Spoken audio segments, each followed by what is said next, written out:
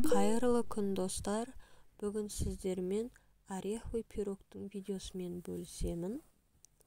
Бізге керегі осы заттар: сары май, жұмыртқа, жаңғақ, қара өрік, сары өрік, сгущенка, ұн, разрыхитель, құмшекер.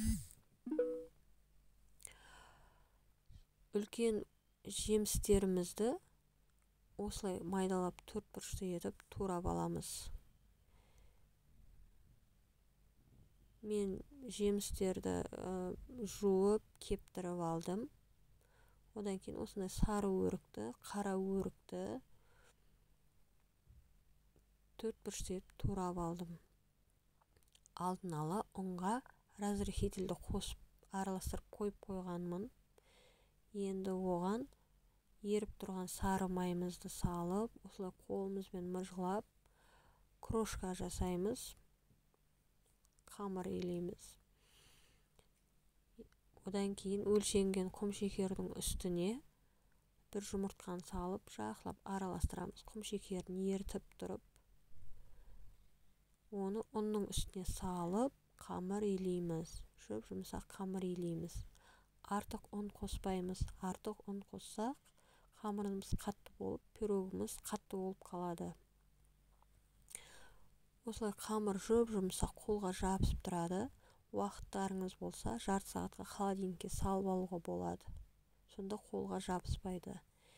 Мен холодильникке салмай сразу формаға салып, осылай қолымды ұнға батырып отырып, формаға салдым. Сонда қолдарыңызға қатты жабыса бермейді. Үстіне тураған қара өрігімді, сары өрігімді салдым. Және грек жаңғағын салдым. Одан кейін қара мейіз салдым. Қара мейіз қатты, тәтті қылып жібереді екен. Сіздер салмасаңыздар да болады. Сгущенканы осылай құйып, қасықпен осылай жайып, тағы да үстіне құйдым.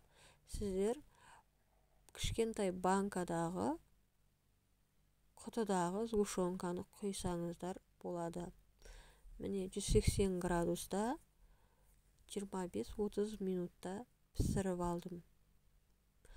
Піскен пирогты бір түнге міндетті түрде қалдырып қойыңыздар, немесе кескен кезде шашылып қалады. Міне пирогымыз бір түн тұрды. Кескен кезде осылай әдемі болып көрінеді.